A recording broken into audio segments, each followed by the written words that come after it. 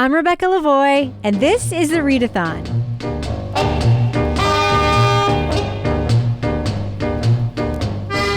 And I'm here with podcast partner and true crime podcaster extraordinaire, Mel Barrett. Hi, Mel. Hi, Rebecca. Remind everybody how they can hear you on your other podcast, please. My name is Mel Barrett. I am the host of the In Between podcast, which is an investigative true crime podcast. And usually I do episodes once a week. Past couple of weeks, there have been a couple of episodes coming out, but yeah, check it out. We're here today to talk about what I think was a pretty big day in the Karen retrial. So big, in fact, that I always project it to our big TV from YouTube. And Kevin kept wandering in. And he watched a lot of it with me today, and when it was on, and he just kept wandering in. He's like working and then wandering in. So I knew it was a big day. But first, I want to just read one piece of news for you. The defense has filed a motion for reconsideration around the exclusion of Michael Easter. Thoughts? Oh, yeah, I saw that too. I saw that right at the end. I think that's smart. I was hoping they were going to do that because they have now established what a clusterfuck this investigation was. And it would be really nice to have an actual cop just come in and tell them how it's actually supposed to be done. Because Agreed. It's very, like, the jury doesn't understand. Like, I know that they know a little bits and pieces here from watching CSI or watching, NYPD Blue. Is that still around? They don't know all the ins and outs. They don't know the things that went wrong. Right. Especially when the cops are telling them that everything was perfect. Yes. Yeah, they also filed something around a missing witness. They asked for a jury instruction, and I'm not 100% sure about this, but I think that relates to Michael Proctor in some way. I think it's because they're, at least in New Hampshire, this is what it would be. If a witness didn't show up for the prosecution that should obviously have been there, the jury needs an instruction as around that. And I think that's what this is. I'm not 100% sure. Do you agree? I agree. I mean, they've been talking about him this entire case. They spent, the first part of the day today reading out his nasty text messages again. It's the second person who's read his text messages, and they keep talking about him. And I can't remember if it was one of the commenters in the group or on the Patreon that was like, does the jury think that Michael Proctor's dead? Because it does sound like why isn't he here? Right. Maybe so it's probably the fact that they're not calling him. And that makes sense because clearly the prosecution was trying to get the defense to call him by trying to disallow these texts, which didn't work. She actually let the text in. Let the text. The bad texts were in there. They were. So Brennan objected to 3 texts or 3 sets of texts. The parts that weren't in there, from what I have garnered from researching online, it sounds like the part about the IR investigation isn't in there. There were a couple of other ones. There were like the whack job. I don't want to. That was in there today. Word. Yeah, you're right. When he read it, I was like, that wasn't supposed to be in there. Brennan read it, and it was interesting. I didn't think it was going to come in either. When he said C word, I was wondering if Bev was going to be like, no, Mr. Brennan. Say the word. You're reading these. Like she did with Proctor? Yeah. Like she did with Proctor, yeah. Well, let's talk about the first witness of today. That's Jonathan Diamandis. That's Proctor's high school buddy. A real cutie who seems real chill compared to Michael Proctor. I had a lot of respect for this guy. So did I. And I'm being superficial, and I apologize for that. But he clearly was not thrilled to be here, but he was very cooperative. He was a defense witness, so the defense questioned him first and essentially got him to verify that he was in this text thread. And, are these the texts? What do they say? But then he didn't have him read the text. Then Brennan on his cross did have him read all of the text. What did you think about that? I thought it was so strange that they didn't have him read the text. But I think that they were anticipating that Brennan would have him do it. And that it would cause an awkward moment, which it did, because Jonathan was like, these are not my words. I don't feel comfortable reading these texts. And I don't want to read these texts. That was great. I was very, when talking about respect, right? He said he's still friends with Proctor today. Yep. He's not 100% sure about the firing or what happened, which is probably an honest answer because Proctor's probably telling his friends a whole different set of everything facts. Yeah. And he's probably figured out that that's not quite, but he's friends with them anyway. He doesn't want to be there. He came, he took it like a person should take it. Very respectful. And he was uncomfortable reading the text, as one should be, which doesn't make the text look better. It makes him look worse. But I mean, and then, so they do sidebar after that. And then Brennan's like, well, I guess I'll just read them then. Yeah, exactly. Not a good look. By the way, one of the buddies' nicknames is Whitey, which cracked me up. Yeah. It's so Boston. It's so Boston. The fact that Proctor has two nicknames, Chip and Bear. Oh. Whoa. Yeah. All right. So let's talk about the next witness, because that was a pretty straightforward one. Kelly Dever. Not Deaver. Kelly Dever. Really upset when Jackson would mispronounce her name, even though I guarantee she gets it all the time and is probably not nearly as upset about it. Well, also Hank Brennan mispronounced her name. And yeah, exactly. So Kelly Dever gets up there and immediately, now Kelly Dever is a Boston police officer who used to work at the Canton PD when this happened, and she was actually on duty. And she was a rookie. Yeah, the morning of the 911 call, and she was asked to take over in dispatch. And then she ended up working until late on the 29th in the afternoon.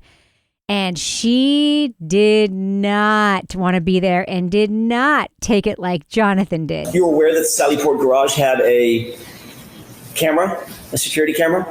It would make sense because that's where we bring prisoners to drop them off. Well, more than just make sense. I'm asking you, do you recall that it had cameras that serviced the Sallyport Garage?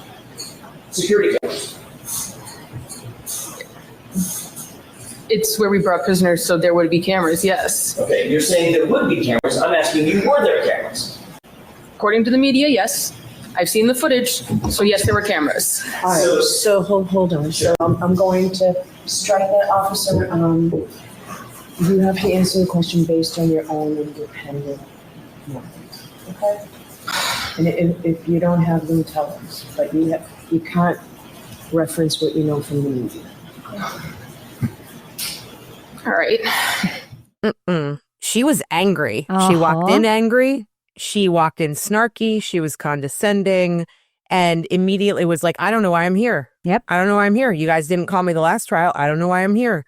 And I was like, why is she being so combative? Like, what? She got reprimanded by Bev a couple times. And then I know. And then we got to it, why she was being so combative. And oh my God, that story. Yeah. So essentially, she gave an interview to the FBI 18 months after John O'Keefe died.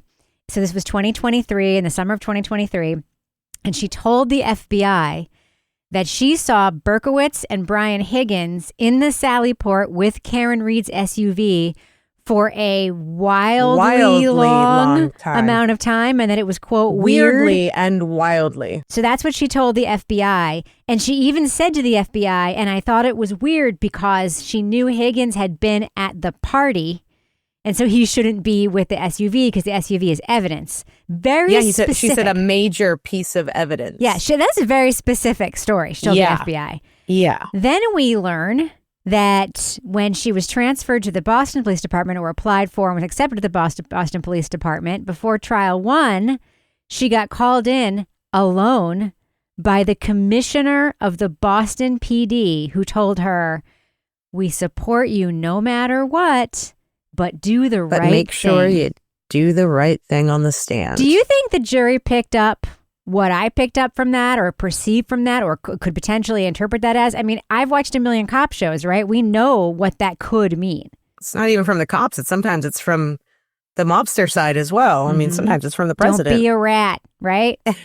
Yeah. I do think the jury picked up on that because Alan Jackson hammered it home when he said, do you know what the thin blue line is? Holding the thin blue line. Mm-hmm. But the interesting thing, a part about the testimony for me today was that she was saying that what she told the feds is now a false memory. That's right. She said that it was created as a false memory. And I don't know how it would have been. How? Because in the 18 months prior was this, remember, the trial was in the spring of 2024, trial one. So we're talking almost a year before that. The public consciousness of this case was almost zero at that point. Almost zero. The existence of the federal investigation was new. They had just started it in like April of 2023. So it was a newish investigation. And, you know, the fact that she would have created a false memory out of nothing at that point. It's with not that much detail. The case was largely to the public's knowledge, an open and shut case of a woman who killed her boyfriend while drunk driving. Yep. So I don't know how she would have created that memory, but then she claims that she realized after being shown a payroll report, she couldn't have been working at 5:30 at night when the car came in. So therefore, her memory must have been false. And she allegedly told that to the defense, and they told her, you know what perjury is, but she says they threatened her with charging her with perjury. And then she called the FBI and they said, no, this is in good faith. You've nothing to worry about. And she used the famous expression, I got to look it up because I'm going to be using this for the rest of my life about my TJ Maxx purchases. She said, I created a false memory in good faith. Yeah. Thoughts? I think what sucks about this is that the original story to me sounds like a woman, rookie cop, trying to do the right thing. And she got reprimanded or she got threatened or something happened and she got called into the commissioner's office and she got scared, which is what she said at the end of the day anyway, at the end of her testimony, was that this is her entire job. Wild moment. Yeah, crazy. And I think she was actually trying to do the right thing. And then the thin blue wall came in and put pressure on her. And now she's back to the blue, like she's behind that line. And she's like one of the guys now. Yep. And I'm really frustrated because she's making herself look like an asshole on the stand. You don't come up with a memory out of whole cloth like that. Like It's not like it's not like she was reading about it in the news. The whole Berkowitz, Higgins, and the Sallyport thing, that came out when the FBI later, stuff, way later, when the defense was given those files, like months later. It did not. Like was she not might out not then. have even at that point in time, 18 months after, she might not have even known that Higgins had anything to do with this case. But in her brain, and she said it on the stand. She said, "I told him this story," and well. She didn't say this. Alan Jackson read it back to her. But it says in her statement, it was weird and they were in there for a wildly long time. And I knew Brian had been at that party and he was hanging around, a major piece of evidence. That's right. And at that point in time, so specific. And at that point in time, I'm not sure anyone even knew really about his involvement. No. The depth of his involvement. And she certainly didn't know about the grand jury. So the FBI stuff, the document dump happened after that. I know it was after that. Yeah. Higgins' involvement was not on the table until that document dump to both sides, to both the prosecution and the defense. One of the things in there was that he had driven his phone to a military base, taken out the SIM card and thrown it away in either two separate dumpsters or two separate garbage bags in a dumpster. And so he wasn't even on the table before this. He was not on the table. So I believe strenuously that her story to the FBI was the story. And she also mentioned the FBI while she was on the stand. Yeah, she did. Oh, yeah. Ruby Jean. I want to understand how she thinks it's a false memory. She doesn't. She's making that up now. And she made it up before the first trial because she didn't want to testify and look like a rat. Because she didn't think the federal investigation was going to. So this is what I think. I think when she talked to the FBI, she believed she would remain anonymous as a source for their investigation, okay? Because they talk to people all the time. And she's like, I can't lie to them. I'm going to be a source. And she probably asked them for assurances around that, right? Like, Yep. And then when the document dump happened, her name got out there as someone who had told on other cops. And you know, from every piece of not only media, but like news, that is not allowed when you wear the uniform, unless you're talking about a cop that you've never met. Like you very often see like very sanctimonious or truthfully honest cops saying like, I hate nothing more than a bad cop, right? Until it's their best friend. Although I'm not going to say that blanket. I know there are some cops that are very good cops, obviously, but this is her hometown. Yeah, this is her hometown. And we know it's her hometown because she went to middle school with Sarah Levinson. Sarah Levinson, who was, remember? Was one of the girls in the car that Jen McKay brought home. She testified in this trial. And what was also revealed today is that Dever. You better not pronounce it wrong. It's Dever.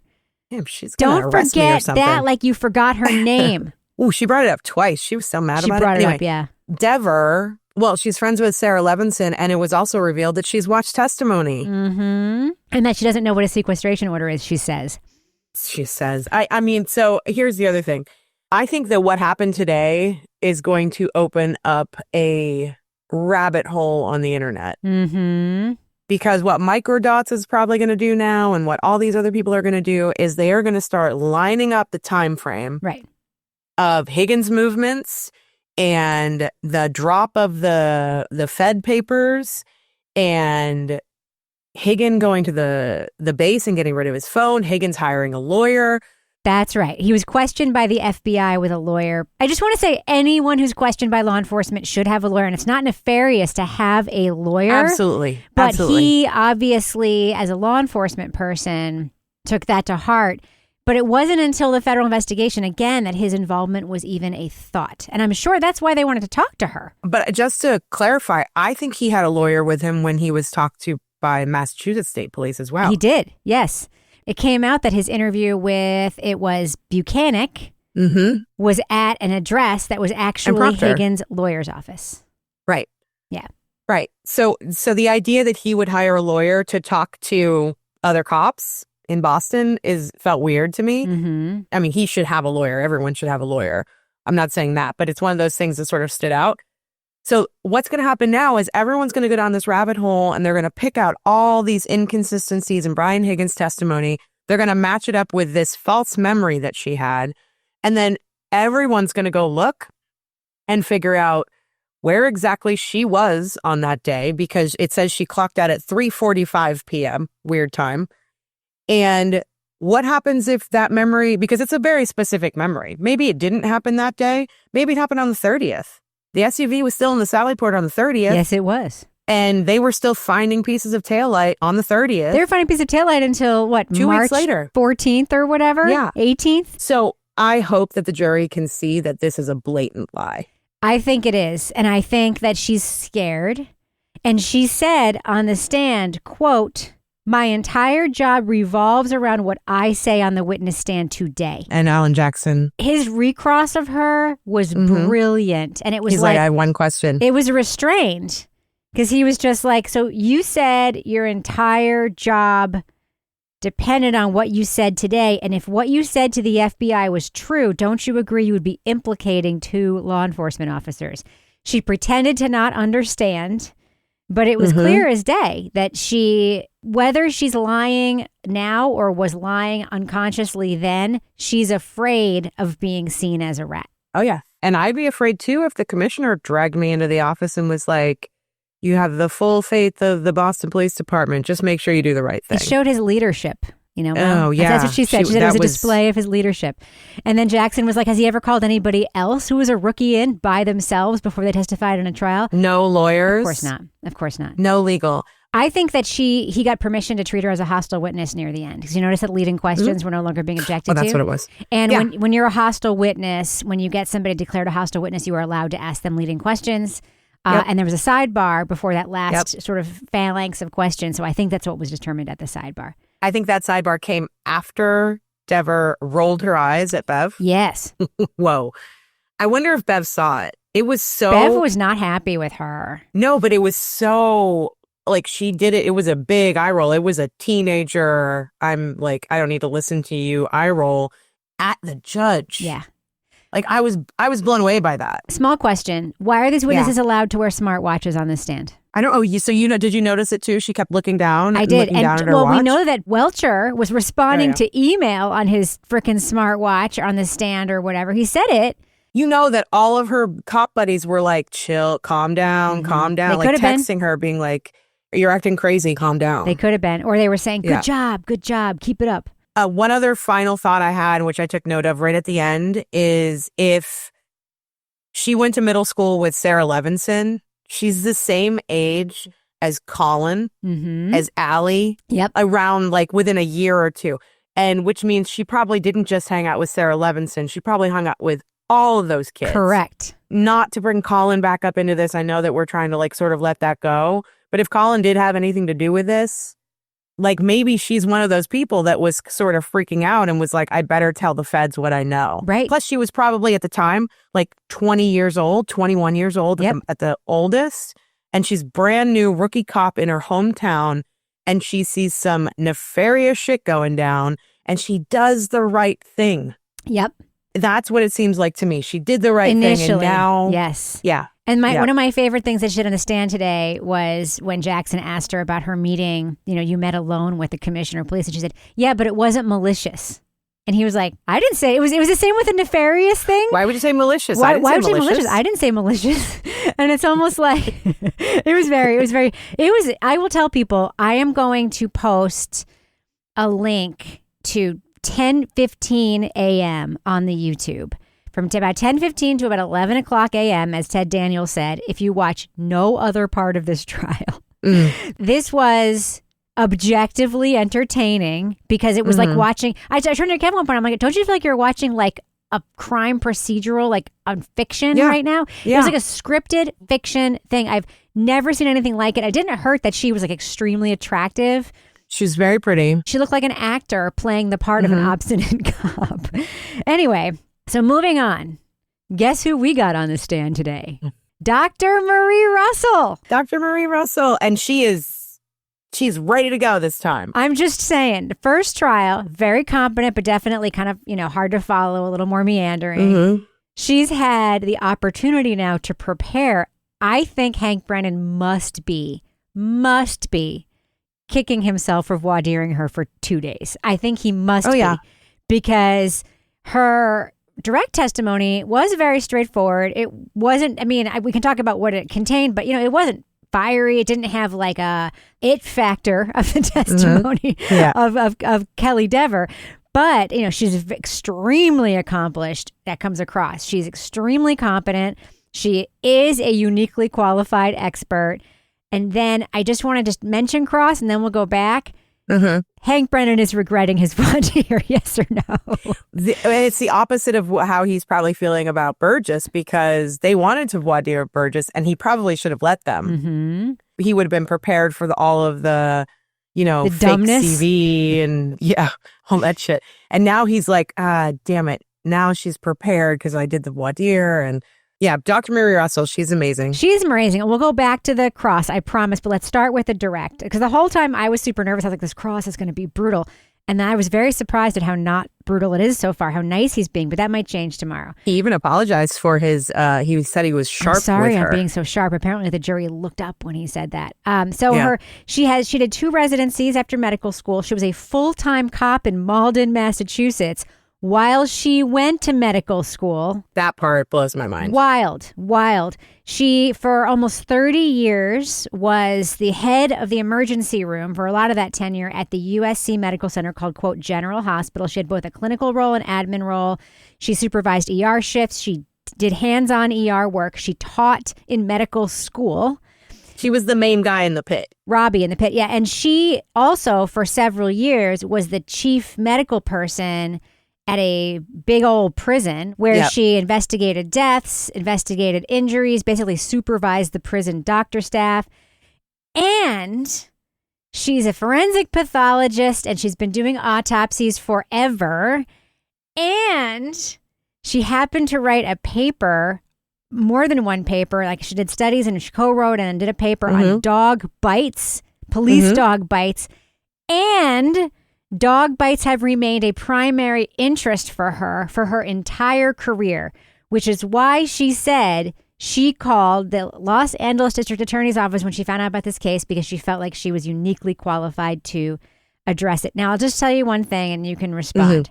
My favorite part of her direct testimony was when Bob Alessi put up a chart, or just a diagram, they called it a chalk, of the of the dog mouth, the dog dentistry, top jaw, bottom jaw, and she had a little laser pointer and she was pointing out.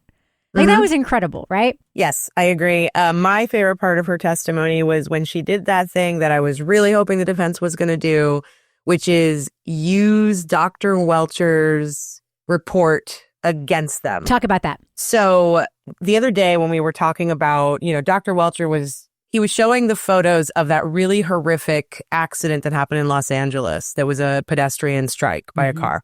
And I remember being like, well, I hope the defense takes that picture and they turn it right back around on the prosecution and they say, this is what a car accident should look like.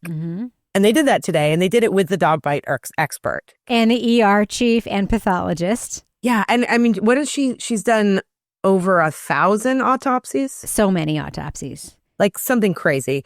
And, you know, the other part of her testimony that I was just like, that is an amazing answer, and I think the jury is hearing it, is, you know, she was getting ahead of what they did to her last time, which is, why are you involved in this case? Mm-hmm. Her answer was not only, you know, because they're like, well, you contacted the defense and blah, blah, blah. And she said, yeah, because they were arguing about whether this was a dog bite or a car accident, and I can tell them what it is. Yes. And I thought, I need to contact them and let them know that I can help in this situation because I am uniquely qualified to help in this situation. And I can explain this to the jury, and then they can move on from it. If it's not a dog bite, they can move on. Her point in that was, a woman's life is on the line and a man is dead. Right. Let's move on from arguing about the obvious here, which is that John was not hit by a car. Well, then she saw the pictures and she was like, oh shit, those are dog bites. No. And she got pulled in, she says, reluctantly as a witness. Mm-hmm. On her direct, she definitely got ahead of some of what was going to be on cross. She talked about why there were only bites on one side of John O'Keefe's arm. Which we've talked about before. Which, you know, they talked, all the anti-Camry people are like, no, there'd be a jaw bite on the bottom. No, a dog could literally just bite you here. And then also she showed on the little chart of the dog anatomy, like which teeth are more likely to bite. She talked about the injuries that were likely to occur from dog bites. She talked about all this other stuff. She sort of got ahead of it. And, you know, the initially getting involved in the case thing, let's just move to cross because the cross was so interesting.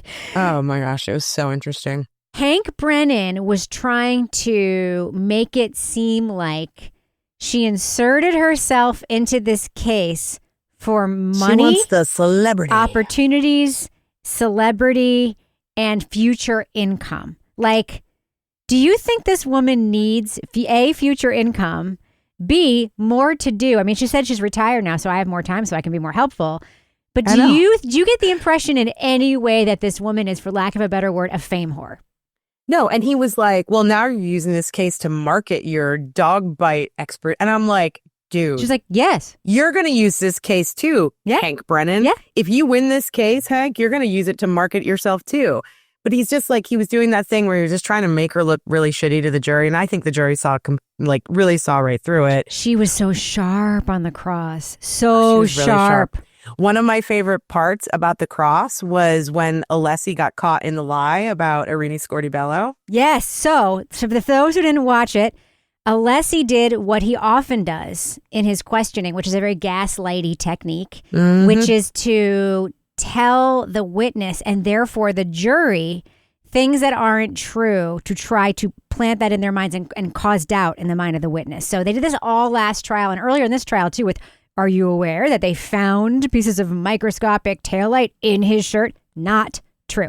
Anyway, so he did that today where he was like, are you aware that in Irini Scortibello's pathology report, she said that these were superficial wounds. She said this, she said that, she said this. And then the defense was like, has she have a report in front of her? And he was like, well, maybe it wasn't in the report. It was in her testimony. That's what he said. And it's like, how's she supposed to know what her testimony is? She can't. But she handled it well. So well. Because when Alessi was like, you know, can she have the report? She was like, I don't need the report. I can tell you that I agree with the medical examiner. None of what she said is inconsistent with what I'm saying. And then when he like pushed it further, she's like, okay, fine, show me the report. And then he was like, well, it's probably not even in the report. It was in her, but she did testify to it. Yep. And she was like, okay, well, I don't disagree. So what's the issue here? Right. She was really sharp. He tried to make her disqualify ISB, their next dog bite witness, any other pathologist in the country, including the one they're going to call, the woman who teaches at Brown and who was the ME for the state of Rhode Island. He tried to get her to say, okay, you said you were an illegal officer. You said you're the only one. And she was like, no. If a dog bite trainer has seen many, many, many dog bites, I suppose they would be qualified to say that looks like a dog bite. And she said, no, I've heard great things about this other Emmy. She's presented at conferences. Yeah, I know she's involved in this case, but I haven't read a report. And he was like, you didn't read the report they sent you? She was like, no, I actually really wanted to read her report, but she was like, I wanted to, but I felt clicked weird the about folder asking and there was for no it. file in there. So I figured I wasn't supposed to or whatever. Yeah. My favorite answer of hers was when he said, so you have no additional training in bite pattern analysis as it relates to dog bites. And she was like, no, there's no such training that exists. You can't be trained in something that doesn't exist. Yeah. So the other point about that was that with the pathologist and the other with the dog trainer, Garrett Wing and La Posada, is that right? La Posada, I believe is her name. Yes. They are both defense witnesses. So Hank was really pushing hard to get her to sort of disqualify them.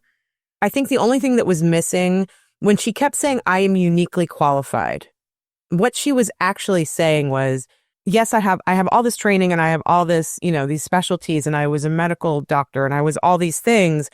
She is uniquely qualified because she has seen so many dog bites and she is interested personally That's in her dog area bites. of interest. Yes. And there are no other people in the United States who are like, ooh, I love to look at some dog bite pictures. Let's do that on the weekend. I've worked or in a after I'm prison retired. and overseen an ER and been a pathologist, a forensic pathologist. Yeah. And my interest is in dog bites. Yeah, that is. And I wrote a paper about it in the 90s. I mean, rare she's qualification. Right. If she's not the only one, there might only be like 2 other people who would be interested in dog bites in this country. Yes. Who are qualified to study it.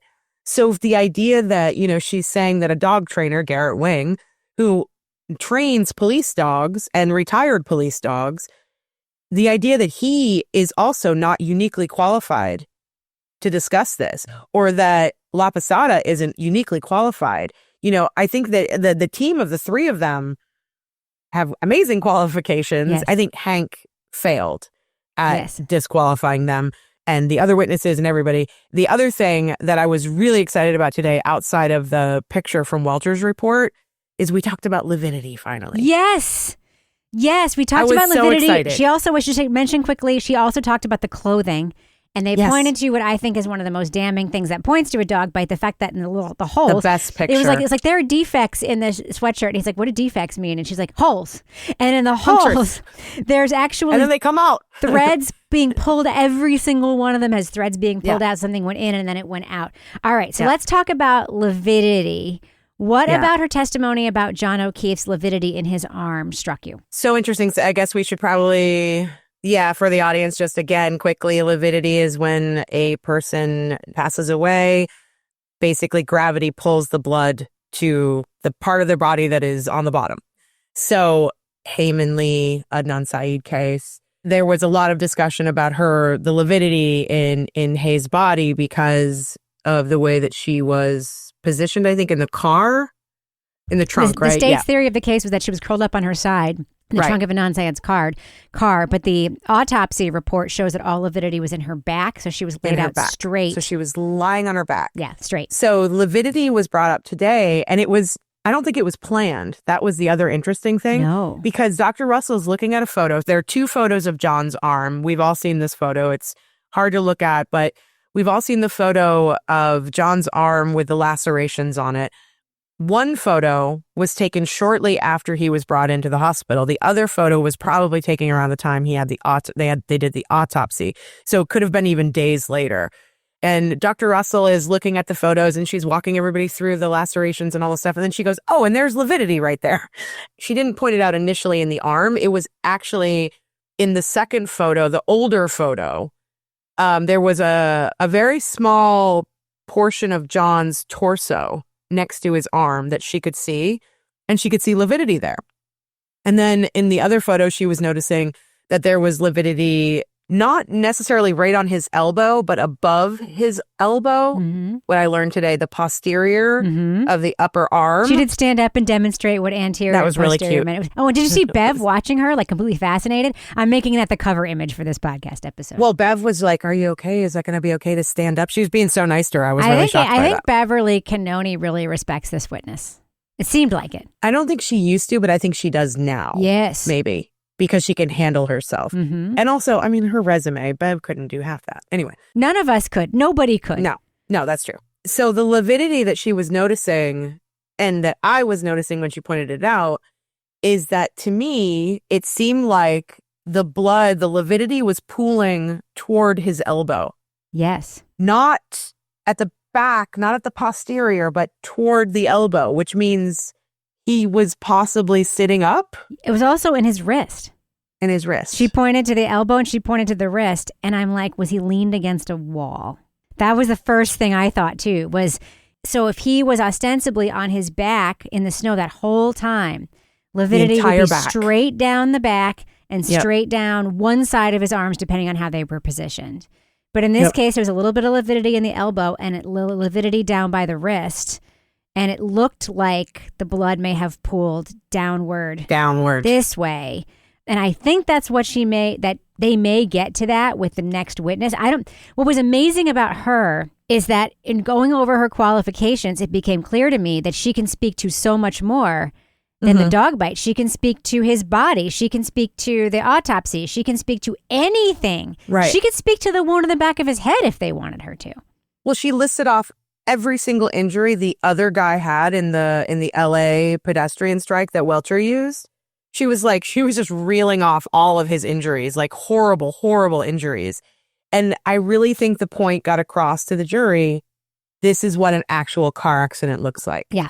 And this is what a dog bite looks like. Yeah. I think that was just stark today. Yes. Yeah. So weird question that got asked by Alessi today. People with dog bites, where do they go for treatment normally? And it got objected to a bunch of times, which tells me there's something there. Mm-hmm. And then she said, well, they would often mostly go to an emergency department. And then he said, so do people with dog wounds, do they go to a veterinarian for treatment? And I'm like, what the fuck is that? You know what I just thought of? What did you think of? I just realized what that meant to me. My initial thought was, here's the thing with the dog bite. If John was attacked by Cora,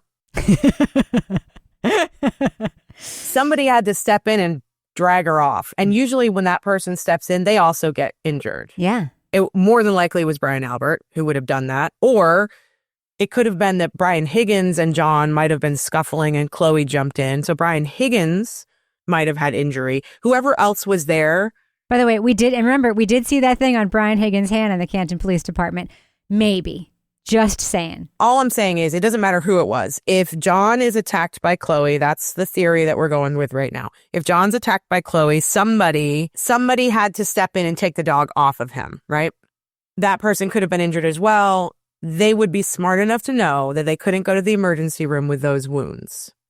And if it was bad enough and it needed to be treated, I can see that they might have gone to a local veterinarian. I'm wondering if the defense has records about somebody going to the veterinarian and being treated for something. This is the thing. There's a veterinarian who now owns Cora/Chloe, right? Right. And we know that Buchanan was able to confirm that it's Chloe/Cora/Chloe because the veterinarian has records which have Brian Albert's name in them, which, by the way, also could have meant he was the owner of the dog. Right. I'm just like, do they have something was my question too, because Brennan was not happy with that line of questioning at all. There's a couple of things that he objected to strenuously, and that was one of them. Another thing that he kept objecting to, she kept saying, these wounds are consistent with a dog attack. Strike that last word. Strike the word attack. What they should have asked her was, what does attack mean? Attack just means a dog bit you, right? It doesn't mean that a dog had to have planned it in advance or whatever. So he was very strenuously objecting about that. And he was very strenuously objecting to Chloe's bite records from the Canton dog catcher. I'm calling it a dog catcher. I know it's animal control, but I love the expression dog catcher. So, dog catcher, yeah, me too. My dog literally once, when he was a puppy, my Wheaton Terrier, I used to have this horrible cockapoo. She was like the worst, least satisfying dog to own. She hated us. She was food aggressive. She was like, she was a mess. We had an invisible fence at one of our houses. She didn't give a fuck. She just run right through it. They once ran to the dog catcher's house. Yeah. And like amazing. Literally our neighbor, like brand new to town. And we got this call and he's like, hey, this is so-and-so. I'm the new animal control person and I have your dogs. And we were like, oh man, where did they go? And he's like, they came to my house. Anyway, so I'm like, oh, you are a dog catcher. Anyway, that's why I love the word dog catcher. But anyway, he was very, very, very upset that records of, but Chloe having attacked other people was already in evidence. Another witness already spoke toward that, right? So, well, I think they're bringing in one of the women who was attacked. I think isn't she on the list? I think she might be on the list. There's a woman who was attacked on the list for sure. Yes. But the thing is, they kept one of the attacks out of the trial the last time. Mm-hmm. There were 2. Yep. And it sent people to the hospital. Yep. Which, yeah, I mean, when a dog is being that aggressive with dogs and human beings, I really think they need to start hammering this home to the jury that this dog was really volatile.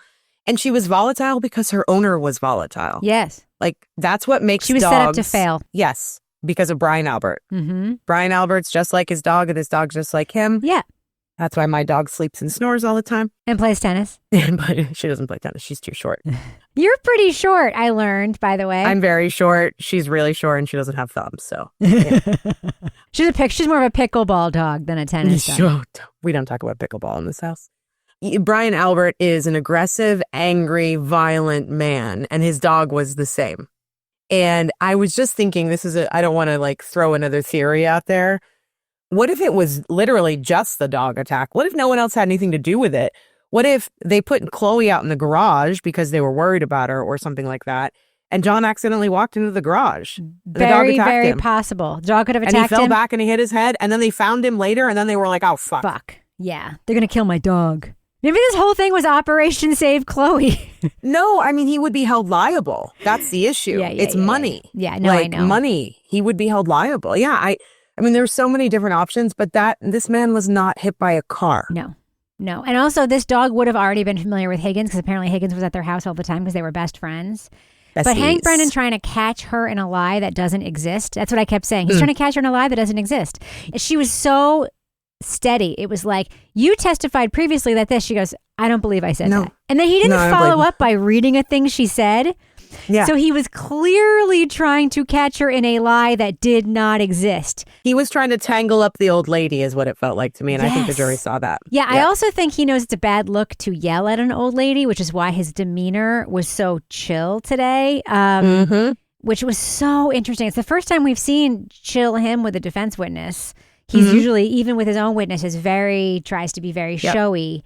Yeah, today was, I'm just going to tell people, like, if they have not yet seen any days of this trial, today is a good day to watch. It gives you a great sample. I would maybe watch watch some snippets of Marie Russell's direct and then watch all of her cross. Definitely watch Kelly Devers' testimony. Oof. Incredible. I'm going to rewatch it. Yeah. The friend of Proctor, like, I like that guy. I can't help but, I don't judge him for being friends with Proctor. He knew Proctor since he was a child. I have so much respect for the guy who was like, this is probably his first time testifying in court, and he has the balls to say, I don't feel comfortable saying this. These are not my words. Someone else is going to have to do it. I was like, there you go. I mean, that tells the jury everything they need to know about Proctor. And also, where the fuck is Proctor? Where is he? Why is no one calling him? I think that their filing today indicates that they're not planning on calling him unless they have to. I have one other thing that I wanted to mention to you. What's up? I took this funny video the other night of my husband, Kevin. I saw it. Explaining to our friends at their house. Went to their house and we had dinner. We went in their hot tub and stuff. He got Jen McCabe's time wrong. And you were like, 2:30. He's like, they were just like, what is up with this? Like, why are you guys making fun? And he's like, let me explain it to you. Rebecca, I can do it faster and more efficiently. Because I am a talker. I'm going to be real. But he started explaining it. I took this video of him and then I posted it on X saying, like, I've successfully pulled my husband into the Karen Read / Norfolk corruption rabbit hole. And some lady said, oh, mine too. He plays, pickleball. And every day he makes everyone leave the court by 9 so they can watch the trial and talk about it the next day. I love it. And I told Kevin, I'm like, there's so many women like aspiring to have a husband like you right now. You should be chopping vegetables and telling me about the Karen Read case. Like, those would be incredible TikToks. It's true. My partner, Lindsay, whenever she goes to play tennis, we both play tennis, but we play at different levels. But she goes to play with her tennis ladies. Wait, who's better? Who's better? You are. Lindsay, I'm sorry. I've been playing for a long time. I taught her how to play. Okay. So there's fair. Tennis is a very strange sport. Anyway, she goes and she talks to, she goes to play and she gets on the court and they're like, so tell us what's going on with the Karen retrial. And so she has to give all the updates that she hears from me. And then they all go and listen to the recaps. They go and listen to the podcast and they do all that. But it's just so funny. Every time she shows up, they're like, what's the update on the Karen retrial? Amazing. Totally And she's amazing. in biotech. So it's hilarious that she's like updating people on true crime. I love that. I totally love that. All right. So today's takeaways are Marie Russell's a badass. Mm-hmm. Cop culture sucks. Cop culture sucks. I think that was my exact note, actually. I literally just read that from the page. Did you just steal my note? And Michael Proctor may be a giant bag of dicks, but not all of his friends are bad. But he learned it from somewhere. And as our non-friend said on Twitter today, Aiden Carney /Turtleboy, quote, "This is so much better than PowerPoints about PowerPoints." He was so right. That's 100%. 100%. So, Mel, what are you looking for in Hank's continued cross of Marie Russell tomorrow? It seems like he has a long way to go. Mm-hmm. What did he say he was going to get back to? Everything. He kept saying, we'll get back to that. Yeah, he's like, we're going to go into that in detail. We'll get back to that. I think the And I was like, inconsistencies with her prior testimony, which she refuses to admit, are there. yeah, I don't know. I don't know what he's going to do. I think he needs to wrap it up. I don't think this is a good look for him. And I don't think the jury's on board with what he's doing. I don't think so either. I'm not 100% sure, like you said, that he's on board with what he's doing at this point. I don't think he is. I think he's phoning it in. I think he's doing whatever he can, but he knows this is lost. Yeah. Who's next? Well, we know that Lucky Loughran was in the building on Friday. He was there today. I think he's a coming. Yeah. Our friend Lucky. They're setting it up well, I think. I think so too. I think they're saving Arca for last, as you said. Mm-hmm. And I went from being upset that Welcher was going to be able to rebut them to I cannot wait. Can't wait. I honestly can't wait. And granted, so I just want to be clear to our listeners. A, we know the jury doesn't see Microdot's videos and what's online unless they're breaking their rules. Okay, I know. Mm-hmm. Let's just assume in good faith that they're not breaking the rules. So all the online stuff, the Brian Higgins timeline stuff that we're definitely going to see, all that stuff, that's for us. We just have to hope that the jury, who I'm now hearing from Christina Rex, Sue O'Connell, Ted Daniel, Jessica Machado, who's very transphobic but is in the courtroom too. Same as Turtle Boy. God, I didn't know she was transphobic too. Oh yeah, Jeez. oh yeah. She's not great, but she is on this too. That the jurors have multiple notebooks now. Some of them have like 4. Yeah. So I feel like this jury, everyone has said across the board that they are far more engaged than jury number 1, who clearly was more inclined to believe law enforcement than jury number 2. We have to keep in mind that there's 18 of them. We don't know which 12 will be picked to deliberate. So whatever they convince them of, they have to convince 18 people unless they happen to pick the right 12. Yeah. I mean, the more I've heard about the jury from the last trial, the more I'm like feeling a little bit weird about the foreman. Mm-hmm. You mean the cop who's retired because he was hit by a car? Yeah. That guy. Yep. And the way that he instructed the rest of the jurors who didn't know, how this worked so much. Yeah. So I'm interested to know who's the foreman this time or forewoman this time. I hope it's note taker, whoever note taker is. All the jurors have, like some of the jurors have nicknames now. There's the eyebrow lady who's always like going like this. There's note taker. There's the giggling man who hasn't giggled apparently since he got separated from his giggling partner. There's the cougher. No giggles. You know the cougher? You hear about the cougher? I don't know the cougher. Well, if you hear coughing in the courtroom, it's one of the jurors who apparently has allergies. He was awful today. Did you hear him? Yes, I did. He was like hacking and horking. I was like, dude, like somebody's got to help him. Take some Flonase, dude. Did you read about the jurors and the audible gasps in the courtroom when Dever was on the stand and she said, I don't remember which part it was. I think it was the part where she said, well, you don't know my name, so why would I know that, or whatever she said. She said, you just like you forgot my name. Well, she said it. That was the second time she said it. There was a first time she said it. And it shocked everyone. But they said there were audible gasps in the courtroom several times during her testimony today. Yeah. She was hostile. Go back and just look at her facial expressions and the sighing and the eye rolling and she was also trying to do that weird condescending thing that some cops do where they laugh before they answer a question. Do you know what I'm talking about? Yes, I do. What do you call that? Condescension. It is condescension, but there's something more to it. Yeah. It's also trying to Assert dominance. It's a power. Yeah, it's a dominance power thing. Ugh, I'll tell you what I saw watching her before we wrap. I didn't only see a woman who was trying to say fuck you to the defense. That was very much the Buchanan model. Yeah. And by the way, as time passes, as I've said, I've gained more affection for Buchanan only because he really stuck to the bit. He super stuck to the bit. Because he nailed Romeo. And then he read those texts and then super stuck to the bit. And you know what? His fingerprints are all over this case. Tully's fingerprints are all over this case. But he's not breaking character, and you got to respect that. What I saw, I mean, you don't gotta. What I'm saying is, I talk about it for this content, for the purposes of making this content. Right. I have gained more affection for Buchanan because he's a great source of storytelling. What I saw here was less a woman who was like, fuck you all, and more a woman who was like, fuck you for putting me in a position where I am now scared. Terrified. Yep.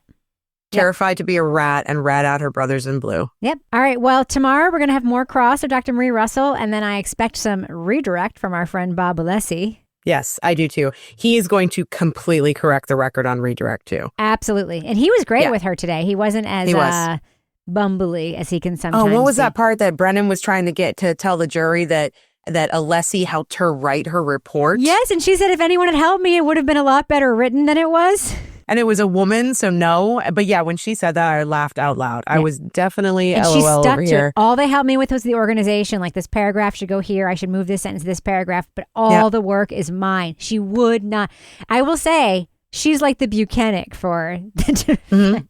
She's not moving, but she's also not being difficult. She's very polite. Yeah. And this is the contrast that we talked about in an earlier readathon about the defense experts versus the prosecution experts. The defense experts are not behaving as if the prosecution are adversaries. And somebody said that today. Yeah. She said, I don't have any adversaries. I don't have any. He said, your adversary. And she said, I don't have any adversaries. I'm here for the truth. Exactly. They also don't feel like, to me, the defense witnesses don't feel like they're trying to hide anything. No. Except for Dever. They say when they don't know something. But Dever is a defense witness, but she's clearly on the prosecution side. Yeah, hostile. Like the juxtaposition between her and Russell and even Proctor's friend, you can see who's trying to hide something and who's not. Her being before Russell was inadvertently an incredible pairing. Amazing. Incredible.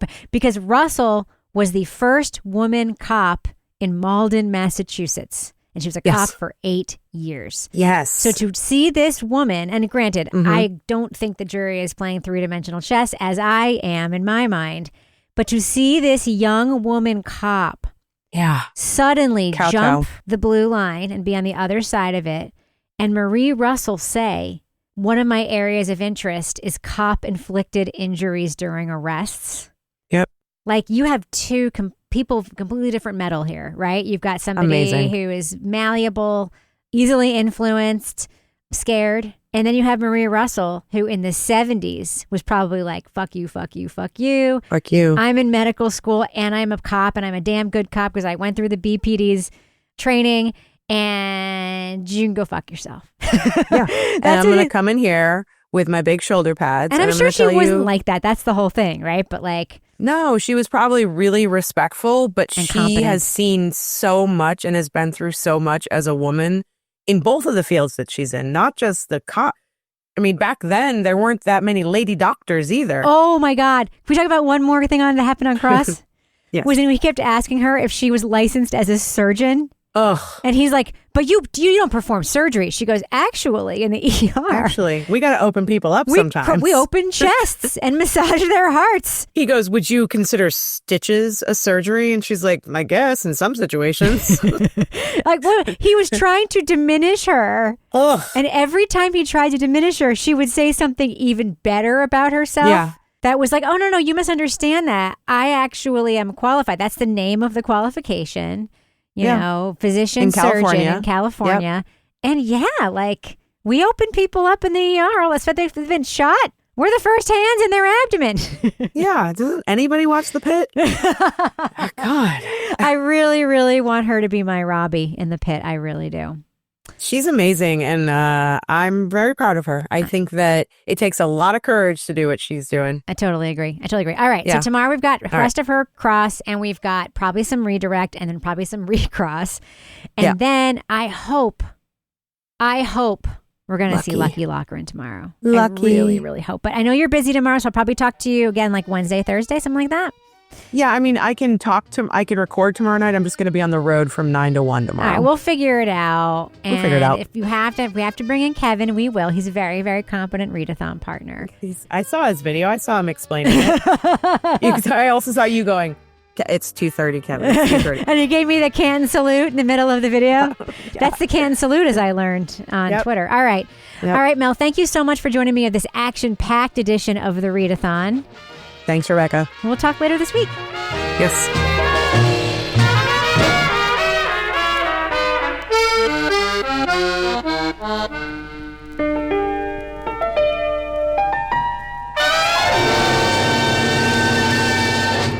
Partners in Crime Media.